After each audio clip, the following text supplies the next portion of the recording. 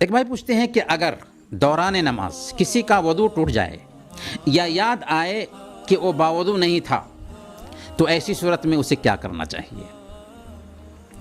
ظاہر ہے کہ بغیر وضو کے نماز نہیں ہوتی، اور جب وضو ٹوٹ گیا تو نماز سے نکلنا اس کے لیے ضروری ہے۔ نکلنے کا طریقہ کیا ہوگا؟ تو دل میں وہ نماز سے پلٹنے کا خیال کر کے نماز سے نکل جائے۔ دائیں بائیں سلام پھیرنے کی ضرورت نہیں ہے۔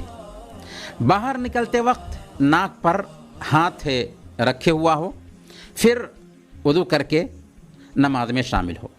پہلے جو رکعتیں اس نے پائی تھیں وہ ڈیلیٹ سمجھی جائیں گی، ان کا اعتبار نہیں ہوگا، کیونکہ وضو ٹوٹ جانے سے جو پہلی جو رکعتیں اس نے پڑھی تھیں وہ باطل ہو چکی۔